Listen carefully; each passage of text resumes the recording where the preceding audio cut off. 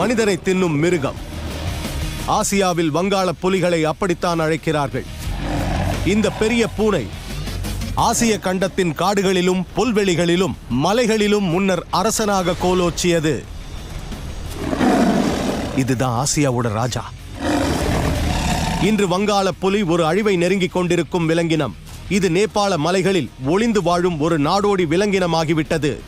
பூமியிலேயே ரொம்ப குளிரான பகுதிகளில் ஒண்ணு. வங்காள விரிகுடாவை அடுத்த சதுப்பு நில காடுகளிலும் ஒளிந்து வாழ்கிறது.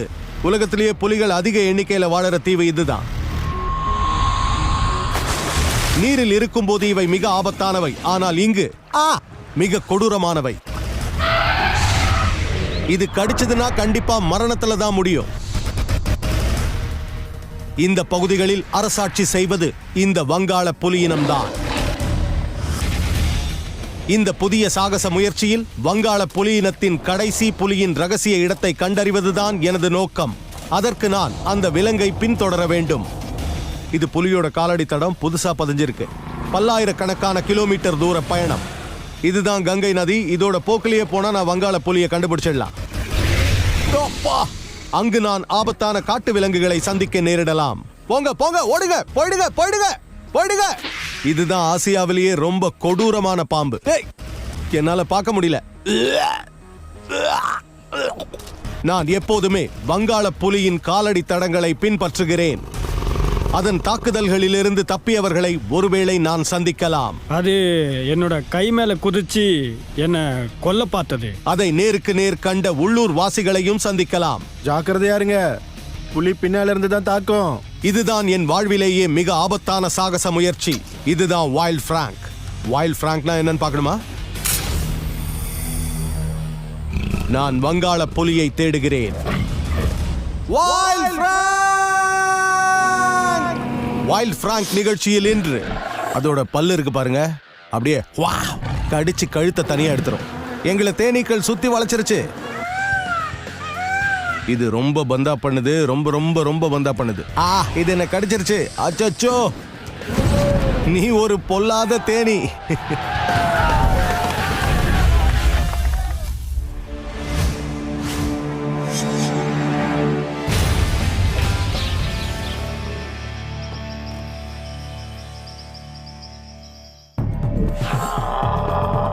இது கிட்ட மாட்டினா சாவு நிச்சயம். போச்சு, ஒரு சிறுத்தை, அதுவும் ஒரு பொல்லாத சிறுத்தை. என்கிட்ட இழக்கிறதுக்கு எதுவும் இல்லைன்னு அதுக்கு தெரியும். ஒரு சிறுத்தை வருது. இது கங்கை ஆறு. இவங்க என்ன செய்யறாங்கன்னா அவங்கள தூய்மைப்படுத்திக்கிறாங்க. இவர் இந்து மதத்தோட புனித குறியான இந்த பொட்டை எனக்கு வச்சிருக்காரு. போ போ, பறந்து போயிடு போ. இது என் மேல எச்சம் போட்டுடுச்சு. என்னென்னமோ பண்ணுது. நீங்க இன்னும் கொஞ்ச நாள் இங்க தங்கி இருக்கலாம்ல. திரும்பி வந்துருங்க. இதுதான் ராஜநாகம், உலகத்திலேயே ரொம்ப ரொம்ப பெரிய நச்சு பாம்பு. மெதுவா மெதுவா, நிதானமா. நான் கிளம்புறேன். பாய் பாய்.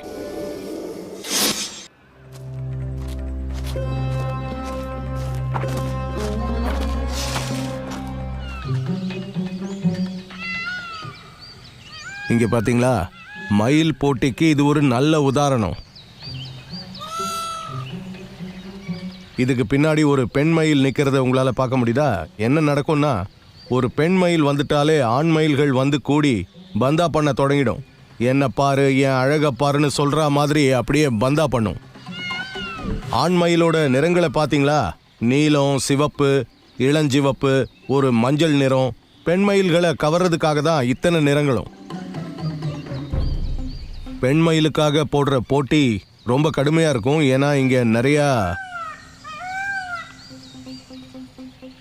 ஆண் மயில் பெண் மயிலை கவர்றதுக்காக உண்டாக்குற சத்தம் அது. ஆண் மயில்கள் பலதார மனம் புரிபவை. அதாவது அவை 4 அல்லது 5 பெண் மயில்களுடன் ஜோடியாக சேரும். பெண் மயில்கள் பக்கத்துல இருக்கிறப்பதான் இந்த தோகை விரியுது, முழுக்க விரியுது. இதோ இப்படி விரிஞ்சு இப்படி வட்டமா சுத்துது. அதோட அழகான ரெக்கைகளை பார்வைக்கு வைக்குது. எதுக்காக? பெண் மயில் ரொம்ப அழகான ஆண் மயிலை பார்க்கறப்ப அதுக்கு பிடிச்சு போகுது. மயில்களின் இனச்சேர்க்கையும் இனப்பெருக்கமும் வசந்த காலத்தில் நடைபெறுகின்றன. மயில்கள் பல நாடுகளில் காணப்படுது. ஆனா இதோ இந்த குறிப்பிட்ட வகை காடுகளில் வளரக்கூடியது. இது என்ன சாப்பிடும்? மண்ணுல கிடக்கிற புழு, பூச்சிகள், விதைகளை தான் அது சாப்பிடுது. எப்பவுமே நிலத்துல வாழற இதுக்கு ஒரே பாதுகாப்பு வேகமா மரத்துல ஏறுற திறமை மட்டும்தான். மயில் இருக்கிற மரத்துக்கு பக்கத்துல நான் போனா என்ன நடக்குதுன்னு பார்க்கலாம். பெண் மயில்கள் 4 முதல் 8 வரை முட்டையிட்டு 25 நாட்கள் வரை அடை காக்கும்.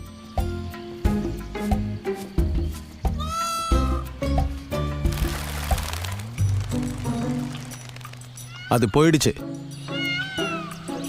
அது போயிட்டதால நானும் கிளம்புறேன். எனக்கு பஞ்சடைச்ச மயில் கிடைக்குதான்னு பார்க்குறேன்.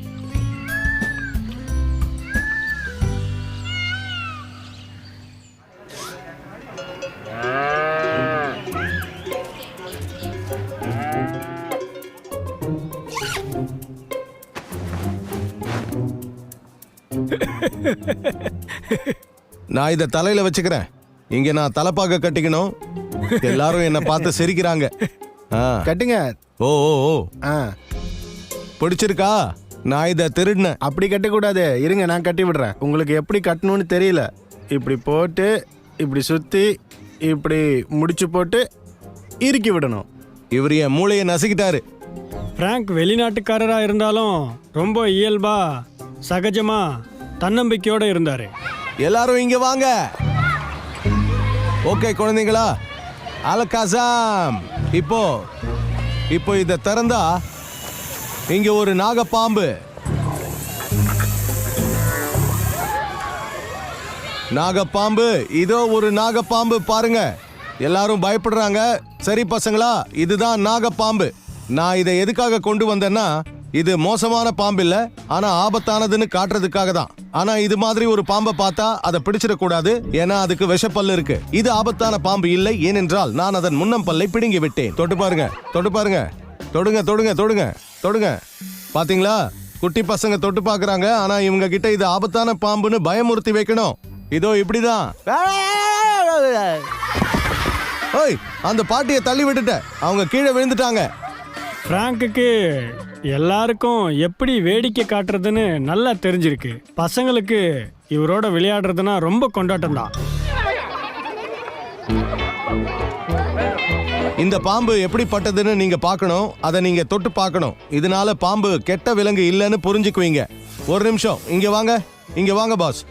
இப்ப இவர் இது எப்படி இருக்குன்னு பார்க்க போறாரு. என்ன பண்ணலாம் எரிக்? அவங்க மேல தூக்கி போடுங்க. பசங்களுக்கெல்லாம் ஒரே ஆச்சரியம். பிராங்க் பாம்பை பற்றிய அனாவசிய பயத்தை குழந்தைகளிடமிருந்து நீக்க முயலுகிறார். ஓகே, நாகப்பாம்பால வெயில் தாங்க முடியாது. நாகப்பாம்பு பொதுவா ராத்திரி தான் வெளியே வரும். அப்பதான் அது வரும். நாகப்பாம்புக்கு ஓய்வு வேணும். அதுக்கு கோவம் வந்துருச்சு. நாம ஏதாவது சாப்பிடலாம். ஓய்வு வேணும். வாங்க வாங்க போலாம். வெயில் கடுமையா இருக்கு. இதை இப்படி போட்டுங்க. இதோ இதையும் தூக்கிட்டு வாங்க. நீங்க தான் பிராங்க், நான் தான் பெப்பே. பிடிங்க. இந்தாங்க, நீங்க கம்பை எடுத்துக்கோங்க, நான் பாம்பு எடுத்துக்கிறேன். போலாம் வாங்க போலாம். பாய் பாய் பாய் பாய் பாய். தேங்க்யூ. பாய் பாய் பாய் பாய் பாய் பாய் பாய். ரொம்ப களைப்பா இருக்கீங்க. நான் உங்களை தூக்கிட்டு வரவா? வாங்க. ஓ போலாம் வாங்க. சூப்பர். நான் கிளம்புறேன். பாய் பாய் பாய் பாய் பாய். பாய்.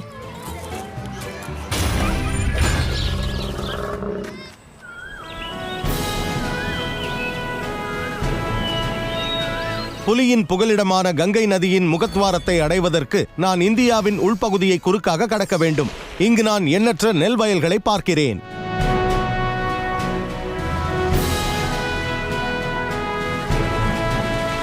நான் வங்காளத்தை நெருங்குறப்ப மோட்டார் பொருத்தின இல்ல எரிபொருள்ல ஓடுற எந்த வாகனமுமே பயனில்லாததுன்னு முடிவுக்கு வந்துட்டேன். அதனால தான் நான் ரிக்ஷா ஒன்று பிடிச்சேன். இந்தியாவில் ரிக்ஷா தான் போக்குவரத்துக்கு சரியான வாகனம்.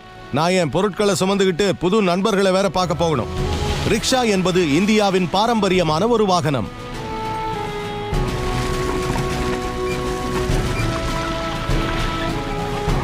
ஆசியா பாம்புகள் வாழும் கண்டம். டன் கணக்கில் அவை இந்த நெல் வயல்களில் மறைந்துள்ளன. நெல் வயல்கள்ல நிச்சயமா தவளைகளும் எலிகளும் இருக்கும். எலியும் தவளையும் இருந்தா நிச்சயமா பாம்புகளும் அங்க இருக்கும்.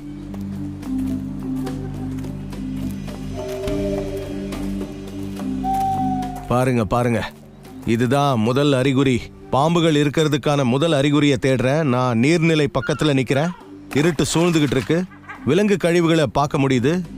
இது சுத்தமான கால்சியம். ஏன்னா பாம்புகள் பிராணிகளை முழுசா விழுங்கிடும். பிராணிகளோட எலும்புகள்ல உள்ள கால்சியம் பாம்போட கழிவோட வெளியே வருது. பாம்புகளை கண்டுபிடிக்கிறதுக்கு இது நல்ல இடம். இந்த இடத்துல நிச்சயமா பாம்புகள் இருக்கும்னு நினைக்கிறேன். நான் இன்னைக்கு இங்கே தான் தேட போறேன்.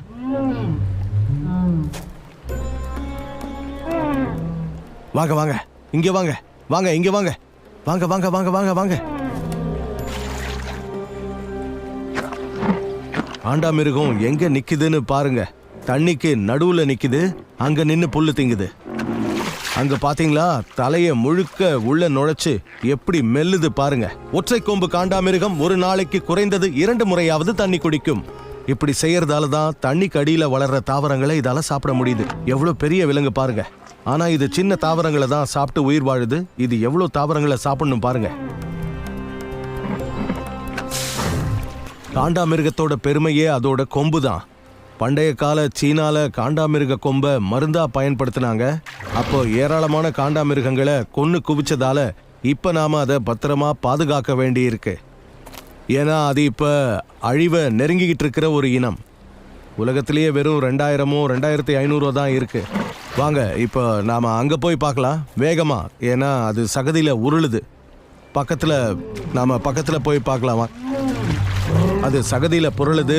இதுக்கு பிடிச்ச விஷயங்கள்ல இதுவும் ஒண்ணு. உடலை சுத்தமாக்கி ஒட்டுண்ணிகளை கொல்றதுக்கு இது கடைபிடிக்கிற வழி. இது சுத்தமா இருக்கிறதுக்கான வழி.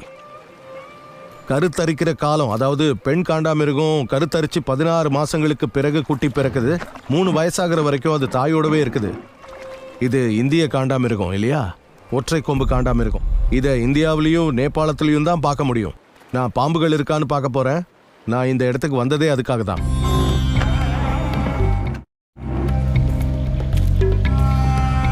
பிரமாதம், கவனமா பாருங்க. இது எப்படி நாகப்பாம்பு மாதிரி இருக்குன்னு பாத்தீங்களா? ஆனா நாகப்பாம்பு இல்ல, இது கில் பேக் வாட்டர் ஸ்னேக், தண்ணி பாம்பு. இது மறைவிடம் தேடுது. மறைஞ்சுக்கிறதுக்காக நேரா என் பைக்கு கீழே போயிடுச்சு பாருங்க. இது அதுக்கு நல்ல மறைவிடம். பாம்புகள் எப்பவும் இப்படிதான். இந்த பாம்புகள் தங்கள் முட்டைகளை நீர்நிலைகளை ஒட்டி உள்ள பாறைகளிலோ குழிகளிலோ மறைத்து வைக்கும். எனக்கு இந்த பாம்பை பத்தி நல்லா தெரியும். ரொம்ப மோசமான பாம்பு. இப்ப நீங்களே பாருங்களேன், ரொம்ப சாதுவா இருக்கு. ஆனா அதை நான் தொட்ட உடனே அதுக்கு எப்படி கோவம் வருதுன்னு பாருங்க. குட்டி பயலே, நான் உன்னை பிடிச்சிட்டேன். முதல் கொத்து பாத்தீங்களா? பாம்போட முதல் உள்ளுணர்வு மறைஞ்சிக்கிறது தான். நிறைய தடவை கொத்துது, திரும்ப திரும்ப கொத்துது. இந்த பாம்பு சீர்னதுமே அதோட உடல்ல மஞ்சள் நிறம் தெரியுது பாருங்க. அது ஏன் தெரியுமா? இயற்கையில மஞ்சள், கருப்பு, பச்சை, சிவப்பு நிறங்கள்னாலே ஆபத்து தான். ரொம்ப ரொம்ப ஆபத்து. இது ஆபத்துக்கான அறிகுறி.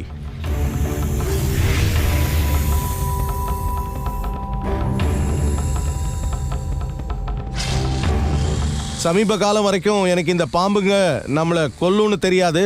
ஜனங்க இதை எப்படி கண்டுபிடிச்சாங்க? சில நேரங்களில் குழந்தைகளை இந்த கில்பேக் பாம்பு கடிச்சு அவங்க இறந்துருக்காங்க. அப்பதான் இதோட விஷம் பின்னாடி இருந்து வரதை கவனிச்சாங்க.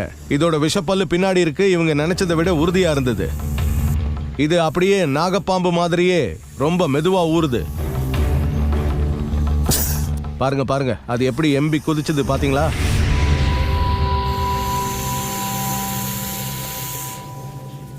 அமைதி.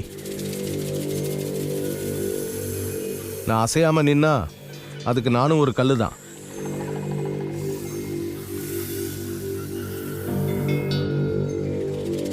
ஆனா நான் அசைஞ்சேன்னா அதுக்கு ஒரு அச்சுறுத்தல் கொடுத்தேன்னா தாக்கும். ஆனா அமைதியா நின்னா அது எதுவும் செய்யாது. பார்க்கலாம்.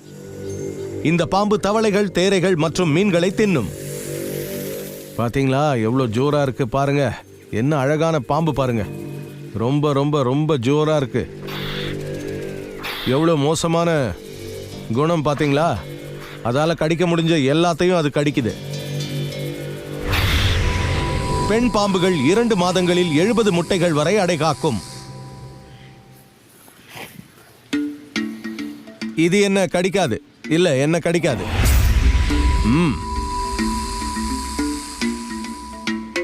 இது என்ன கடிக்குது.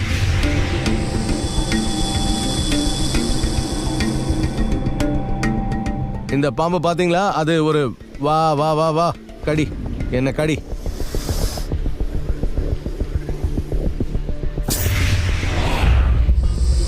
இது என்ன திரும்பவும் கடிக்குது. சரியா கடிக்க முடிஞ்சா விஷப்பல்ல ஆழமா பதிச்சு கடிச்சிரும். அப்படிதான் கடிக்குது. சரியான கடி. அச்சச்சோ,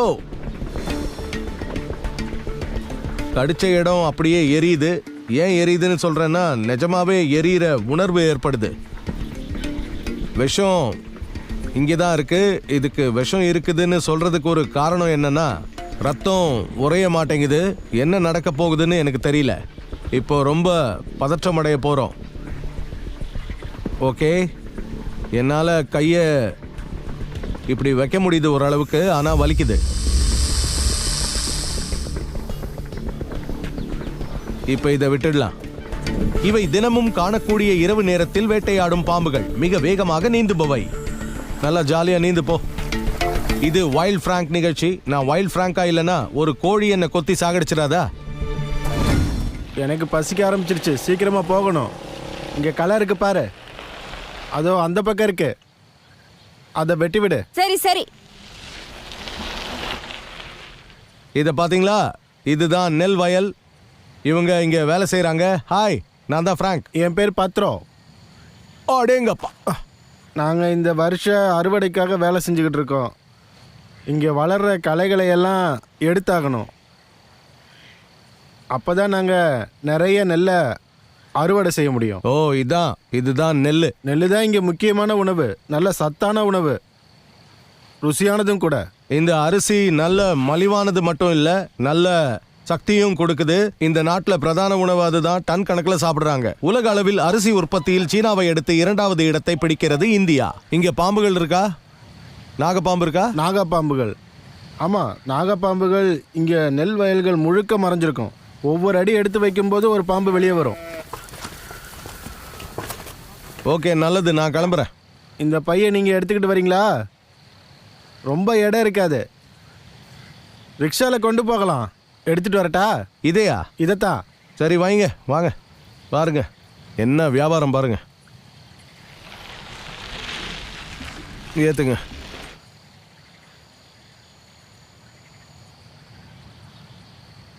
நீங்கள் உட்காருங்க, நான் ஓட்டுறேன். பரவாயில்ல, நானே ஓட்டுறேன். எனக்கு இந்த ரிக்ஷா ரொம்ப பிடிச்சிருக்கு, வேடிக்கையாக இருக்கு. இவர் நான் வண்டியை ஓட்டக்கூடாதுங்கிறதுல தீவிரமாக இருக்காரு. சீக்கிரமே அவர் பார்க்க போகிறாரு. போலாமா? என் நிலைமையை பாருங்க.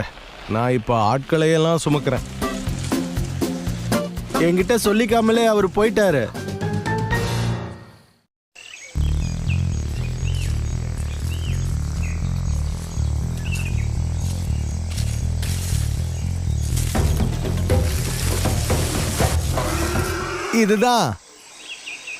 இதுதான் வாட்டர் மானிட்டர் லிசர்ட். கவனிச்சிங்களா?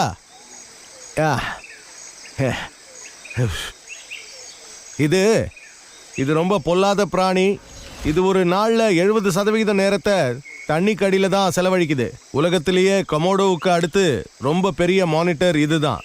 இது 4 மீட்டர் வரைக்கும் நீளமும் 40 கிலோகிராம் எடையும் இருக்கும்.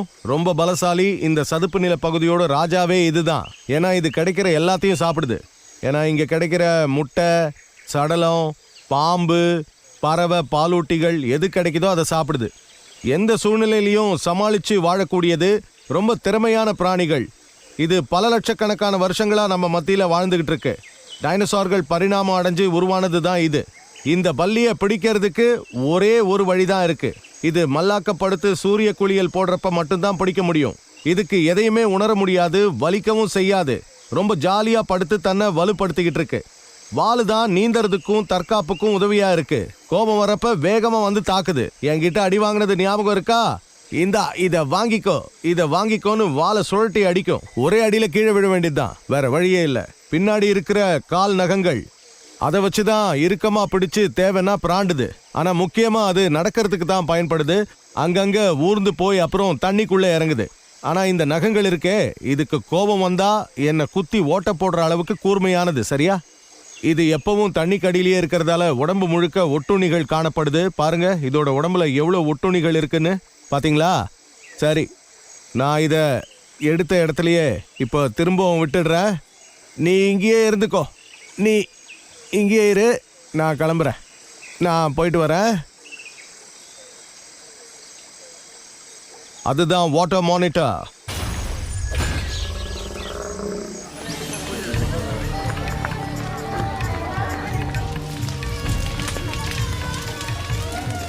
பெரியோர்களே, தாய்மார்களே, வணக்கம். பிரமிப்பூட்டும் நிகழ்ச்சிக்கு உங்களை வரவேற்கிறேன். ஓ ஓ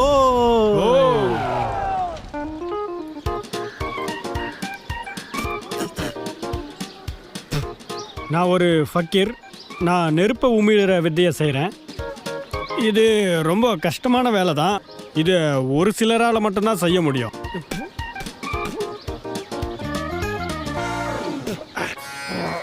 மண்ணெண்ணெயோட ருசி சகிக்க முடியாததா இருக்கும். ஓ சரி சரி சரி.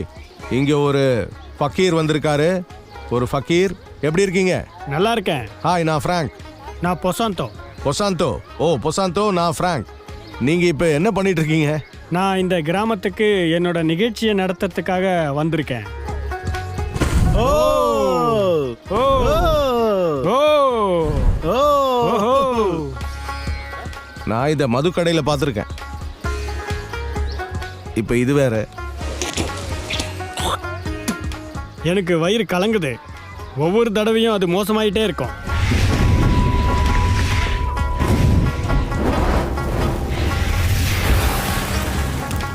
இப்போ நான் செய்ய போற வேலை எனக்கு ரொம்ப பிடிச்ச வேலை. வெறும் காலோட நெருப்பு மேலே நடக்கிறது. இவங்க இது மேல உப்பு தூவி வைக்கிறதால தீப்பிழம்புகள் அதிகமா வெளியே வந்து எரிக்கிறது இல்ல. எனக்கு தெரியல, இவரோட முடி. என்னோட மன வலிமை தான் என்னோட சிறப்பு. நாளுக்கு நாள் ஃபக்கீர்களோட எண்ணிக்கை குறைஞ்சிக்கிட்டே வருது. ஏன்னா அவங்களுக்கு வருமானம் பத்தலன்னு சொல்றாரு. ஆனா இதுல சிறப்பு என்னன்னா, சாதாரண உலக விஷயங்களை விட மன வலியை விட அவரோட மன வலிமை தான் ரொம்ப முக்கியம். எல்லாமே மனசுல தான் இருக்கு. மனசை ஒருமுகப்படுத்தினா நெருப்பை கடக்கிறது சுலபம்.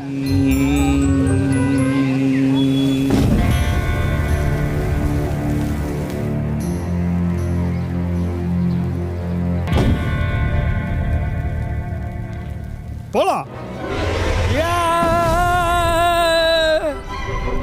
ஓடுறேன் ஃப்ராங்க்.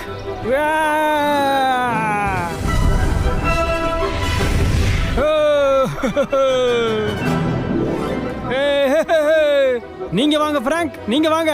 சரி, நானும் வரேன். நாம சேர்ந்து நடக்கலாம்.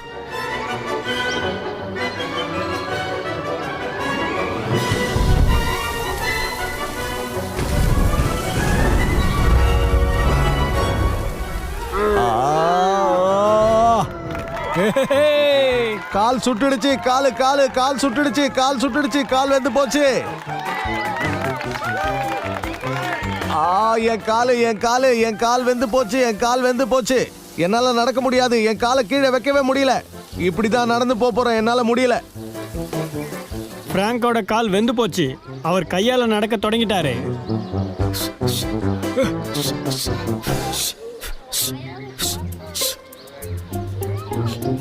கால் முழுக்க அப்படியே வெந்து போச்சு. ஒன்னும் பிரச்சனை இல்ல. பிரச்சனை இல்லையா? வெந்து போச்சு. என்னால நடக்க முடியாது. பாருங்க, எனக்கு ஒண்ணுமே ஆகல. ஏன்னா நீங்க ஒரு ஃபக்கீர். ஆனா நான். கவலைப்படாதீங்க, நான் உங்களுக்கு ஒரு களிம்பு போட்டு விடுறேன். அது போட்டு விட்டா நல்லா ஆயிடும். நம்ம பாதத்தை பாருங்க, ஐரோப்பிய பாதம், இந்திய பாதம். இந்த களிம்பு போட்டு விடுறேன், நீங்க பழையபடி நடக்கலாம்.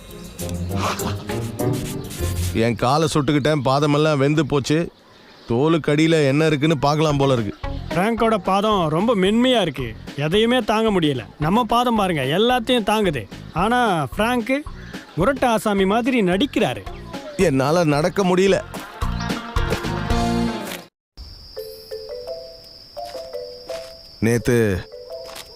நேத்து சாயங்காலம் நான் இங்க வந்து உட்கார்ந்து இருந்தேன். நான் விளக்கையெல்லாம் அணைச்சிட்டு நின்னேன். இப்படி அமைதியா நின்னா விலங்குகளோட சத்தம் உட்பட எல்லா ஓசைகளையும் கேட்கலாம். எல்லாத்தையும் கேட்க முடியும். நரிகள் வெளியே வர தொடங்கிடுச்சு. சின்ன சின்ன நரிகள், பெரிய பெரிய காதுகளோட நரிகள், இந்திய நரின்னு சொல்றாங்க. நான் இப்போ இங்கே ஒரு கேமராவை ரகசியமாக பொருத்துறேன். நாளைக்கு காலையில் திரும்ப வருவேன். கேமராவில் சில நரிகள் படமெடுக்கப்பட்டிருக்கும்னு நினைக்கிறேன். ஏன்னா நேற்று நான் இங்கே வந்தப்போ 1 2 இல்லை 4-5 நரிகள் நின்னதை பார்த்தேன். இங்கே நிறைய நரி வலைகள் இருக்கு. நான் கேமராவை இங்கே வைக்கிறேன். இப்போ நான் கிளம்புறேன். நாளைக்கு வந்து பார்க்குறேன்.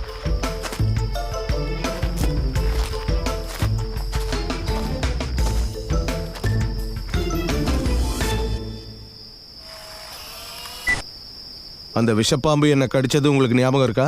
ஆனால் இன்னும் கூட நான் இருட்டில் பிராணிகளை தேடிக்கிட்டு இருக்கிறேன். இது எப்படி இருக்கு பாருங்க. பார்க்க முடியுதா? ரொம்ப ரொம்ப மோசமாக இருக்கு. பார்க்க முடியுதா? இது கொப்பளமாக இருக்கு.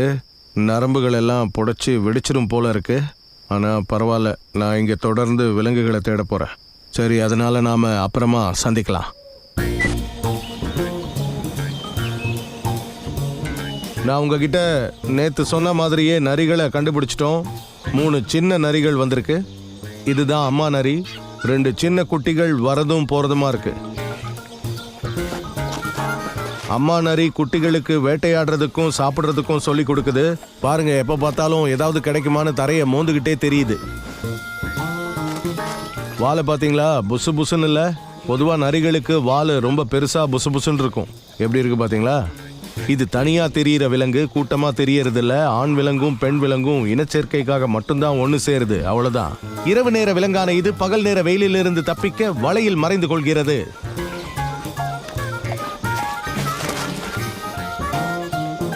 உங்களை கண்டுபிடிச்சிட்டேன் பாத்தீங்களா? வாங்க.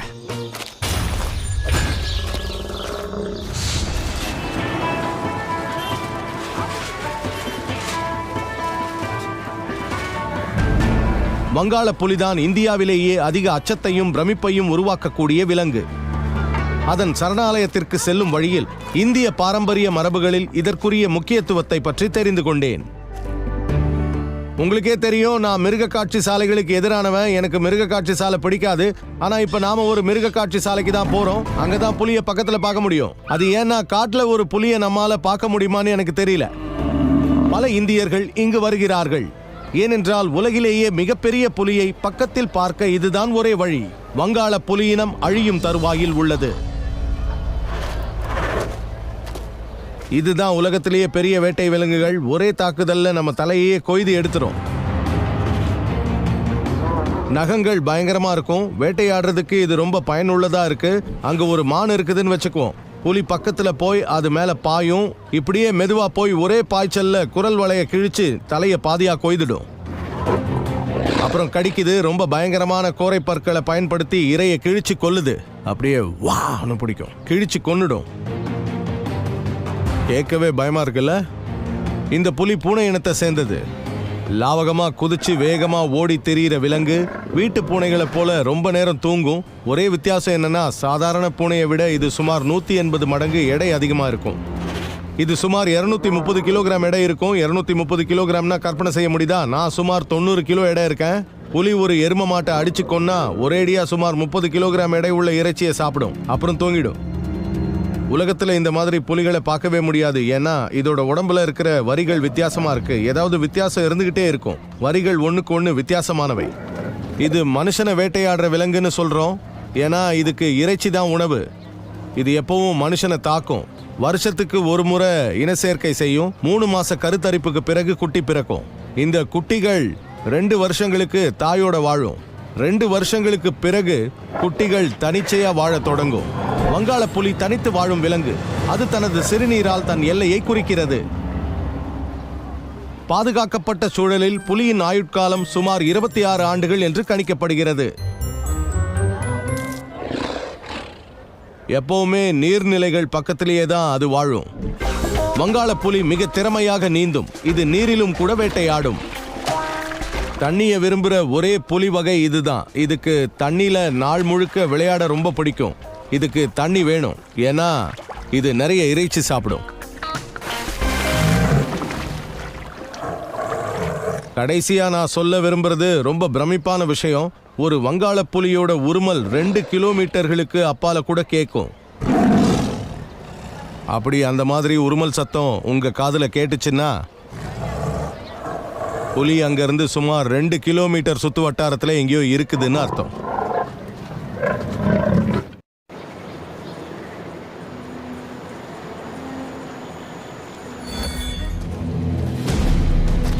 இப்ப நாங்க சுந்தர்பான்ஸ் சதுப்பு நில காடுகள்ல இருக்கோம். இதுதான் கங்கையோட டெல்டா பகுதி. விலங்கு அப்புறம் தாவர உலகம் நம்ப முடியாத வகையில செழிப்பா இருக்கிற ஒரு பகுதி. ஆனா நாம இங்க வங்காள புலிய தேடி வந்திருக்கோம். இப்ப என்ன செய்ய போறோம்னா இந்த படகுல ஏறி அதோ அங்க போக போறோம். நாம தேடி வந்திருக்கிற வங்காள புலி அங்கதான் இருக்கு. வாங்க.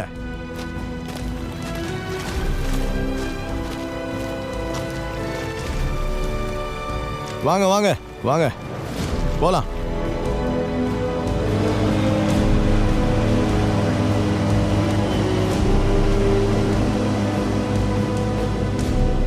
பறந்து விரிந்த இந்த சதுப்பு நில காடுகளில் சுமார் 400க்கும் அதிகமான புலிகள் இருப்பதாக கணிக்கப்படுகிறது.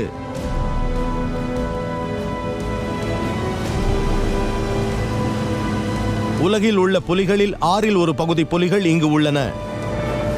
நாம இப்ப சுந்தர்பான்ஸ் காடுகள்ல இருக்கோம். உலகத்திலேயே மிகப்பெரிய சதுப்பு நில காடுகள். இங்குதான் கங்கை நதி கடல்ல கலக்குது. இங்க சுமார் 100 தீவுகளுக்கும் மேல உருவாகி இருக்கு. இதுல 40ல ஜனங்க குடியேறி இருக்காங்க. 60 தீவுகள்ல குடியேறல. ஏன்னா அங்கதான் வங்காள புலிகள் அதிக எண்ணிக்கையில வாழுது. இந்த சதுப்பு நில காடுகள் இந்தியாவிற்கும் பங்களாதேஷிற்கும் இடையில். நாம் அங்கு செல்வது மிகவும் ஆபத்தானது. அதனால் மிகவும் ஜாக்கிரதையாக செல்ல வேண்டும். வங்காள புலி செடி கொடிகளின் பின்னணியில் தன்னை முழுமையாக மறைத்துக் கொண்டு பின்புறம் இருந்து தாக்குகிறது. ஆனால் இங்கு மிக ஆபத்தான விலங்கு இது மட்டுமல்ல.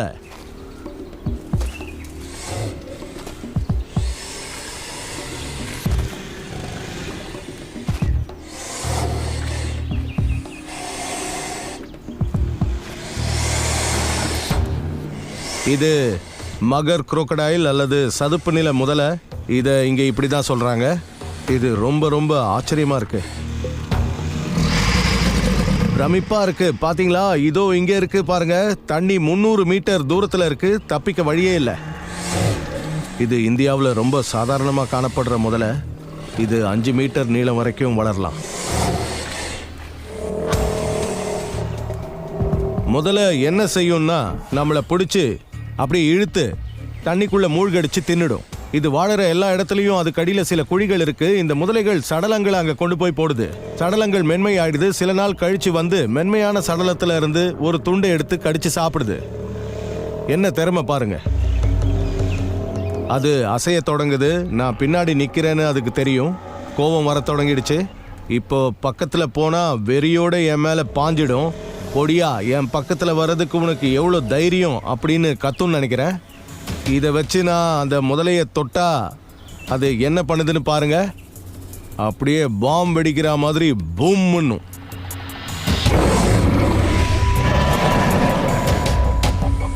எப்படி ரியாக்ட் பண்ணுது பாருங்க. அது என்ன சொல்லுதுன்னா, தொல்லை பண்ணாம போயிடு, ஒழுங்கா போயிடுன்னு சொல்லுது. சொல்றது காதுல விழுதான்னு கேக்குது. இது தண்ணிக்குள்ள இருக்கிறப்ப ரொம்ப ஆபத்தானது. அதுவும் இங்க இது கொலைகார மிருகம். அதோட ரொம்ப வலிமையா இருக்கு. ஆனா நான் இப்படி பண்ணா மறுபடியும் இது பாயும். பாருங்க, இப்ப பாருங்க.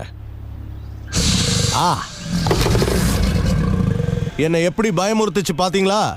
இது நம்மளை அப்படியே கீழே தள்ளி அப்புறம் பிடிச்சு கொண்டு போயிடும்.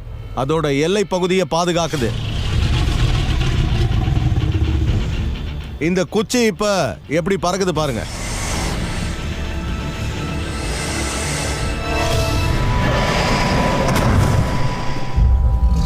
கொஞ்சம் கற்பனை செஞ்சு பாருங்க.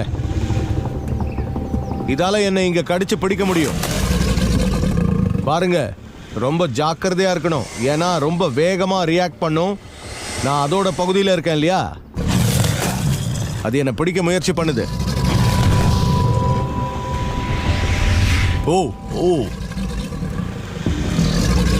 இதுல ஆச்சரியமான விஷயம் என்னன்னா, அது வாழை சுழற்றியே நம்மளை கீழே தள்ளி விட்டுரும். அதாவது தூக்கி எரிஞ்சிரும். போத்துன்னு விழ வேண்டியதுதான். அப்படியே கடிச்சு தின்னுடும். தண்ணியோ தரையோ அதால நம்மள சுலபமா கொல்ல முடியும்னு அதுக்கு தெரியும். ஆனா தரையில இருக்கிறப்ப அதுக்கு வாய்ப்புகள் குறைவுன்னு அதுக்கு தெரியும். அதான் நம்மள தாக்கல. நான் கிளம்புறேன்.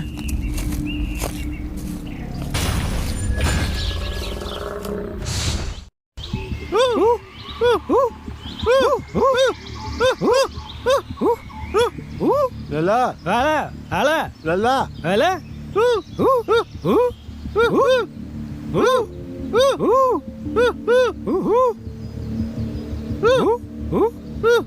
இந்த பகுதியில் ஜாக்கிரதையா இருக்கணும். இங்க பாருங்க,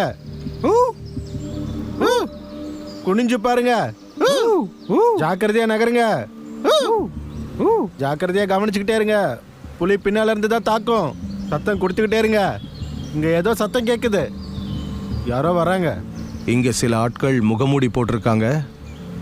இது யாரா இருக்கும்? Hello hello hello hello hello hello, யாரை தேடுறீங்க? நான் உதவி செய்கிறேன், சொல்லுங்க. நாங்கள் ஈரமான இலைகளை சேகரிக்கிறோம், தேன்கூட்டுக்கு புகை போடுறதுக்காக. அதோ தேன்கூடு அங்கே மரக்கிளையில் இருக்கு. அங்கே பார்த்தீங்களா, பெரிய தேன்கூடு இருக்கு. இவங்க என்ன தேடுறாங்கன்னு தெரியல, ஆனால் மேலே பெரிய தேன்கூடு இருக்கு. என் பேரு ஃப்ராங்க். ஓகே, என் பேர் மொவாலி. ஓகே, நான் தேன் சேகரிக்கிறவன். நீங்க தான் மொவாலியா? ஆமாம், என் பேர் மொவாலி. இவங்க தான் தொழில் ரீதியா தேன் சேகரிக்கிறவங்க. இப்ப தேன் கூட்டை எடுக்க போறீங்களா? அதை எடுக்க போறீங்கல்ல? இப்ப இவரு தயாராயிட்டு இருக்காரு. இப்பதான் அவங்க என்ன தேடுறாங்கன்னு எனக்கு புரியுது. அவங்க இலைகளை சேகரிக்கிறாங்க, எரிச்சு புகை உண்டாக்குறதுக்காக. சுத்தி இருக்கிற எல்லாமே தேனீக்கள் தான். அங்க இருக்கிறது எல்லாமே தேனீக்கள் தான். ஆமா, ஏன் எல்லாருமே முகமூடி போட்டிருக்காங்க? புலி உங்கள் கண்ணை நேருக்கு நேராக பார்த்தா உங்களை தாக்கவே தாக்காது. இந்த முகமூடியை நாங்கள் எங்கள் தலைக்கு பின்னால் மாட்டிக்கிறோம். எங்களுக்கு பின்னால் கண் இருக்க மாதிரி பாசாங்க பண்ணுறோம். காரணம் ரொம்ப எளிமையானது. புலி எப்பவுமே பின்புறம் இருந்து தான் தாக்கும். அதாவது புலி நம்ம நேருக்கு நேர் பார்த்து தாக்குற விலங்கு இல்லை. அது பயங்கரமான வேட்டை விலங்குங்கிறதால புதர்களில் மறைஞ்சிருந்து நாம முதுக திருப்புற வரைக்கும் காத்திருந்து பின்னாடி இருந்து தாக்குது. இங்க என்ன நடக்குது? இப்போ ஒரு புலி வந்தா அது குழம்பி போயிடும். ஏன்னா எங்க பார்த்தாலும் முகங்களா தெரியுது. அப்ப இந்த காட்டுல தனியா நடக்கிறப்ப இதுதான் இவங்களுக்கு பாதுகாப்பு.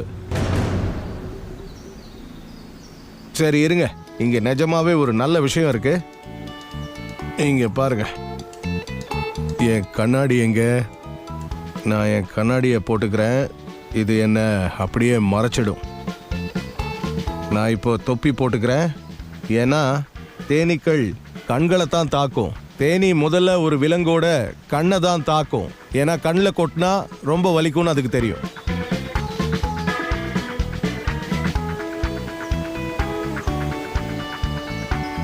நான் தொப்பியை போட்டுக்கிறேன், அது ரொம்ப முக்கியம். இப்போ நான் தயார். ஓகே, தேனி தாக்குதல்ல இருந்து தப்பிக்க இந்த பாதுகாப்பு போதும்னு நினைக்கிறாரா?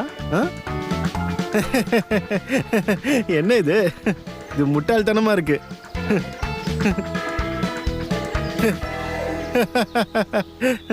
நான் என் பையையும் மாட்டிக்கிட்டு தயாரா இருக்கேன். ஏன்னா தப்பி ஓட வேண்டி இருக்கும்னு நினைக்கிறேன். காத்து போல பறக்கணும்.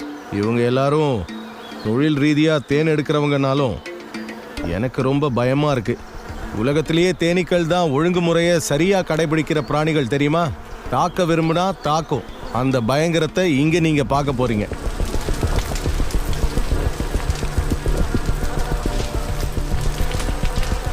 இவங்க இப்ப என்ன பண்றாங்கன்னா, ஈரமான பனை ஓலைகளை எரிக்கிறாங்க.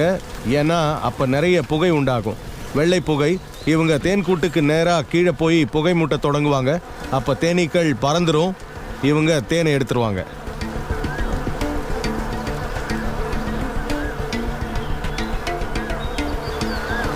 இது சிங்கத்தோட வாய்க்குள்ள தலையை விட்டா மாதிரி.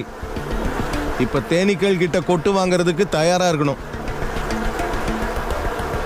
பாருங்க பாருங்க பாருங்க, தேனீக்கள் வெளியே வருது. தேனீக்கள் புகை மூட்டத்தை நெருப்பு என்று நினைத்து விலகி பறந்து செல்கின்றன.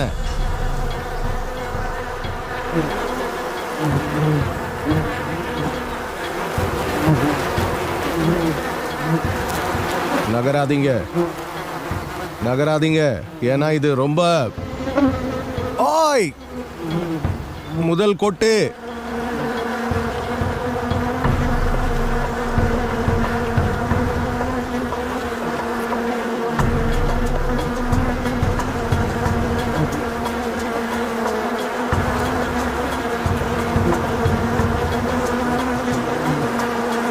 எங்களை தேனீக்கள் சூழ்ந்துடுச்சு. எங்களை சுத்தி தேனீக்களை பார்க்க முடியுது. அசஞ்சோம்னா எங்களை கவனிச்சிடும், எங்களை கொட்டியே கொன்னுடும்.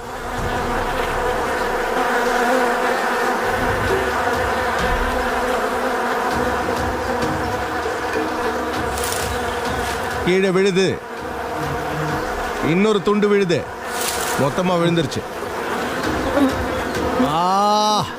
பயங்கரமா வலிக்குது. தேனி கொட்டினா ரொம்ப வலிக்குதுப்பா. உங்களுக்கு அது தெரியுமான்னு எனக்கு தெரியல. பிராங்க் தேனி கொட்டிடுச்சுன்னு சொல்லிக்கிட்டே இருந்தாரு. அது பெரிய விஷயம் ஒன்றும் இல்லை. நான் தினமும் இந்த வேலையை செய்கிறேன். பிராங்க் ரொம்ப அலட்டிக்கிறாரு. பாவம், மென்மையானவர். இவங்க தான் உண்மையான ஆண்கள். நிச்சயமா இவங்க மட்டும்தான் ஆண்கள். மற்றவங்க எல்லாம் ஒண்ணுமே இல்லை.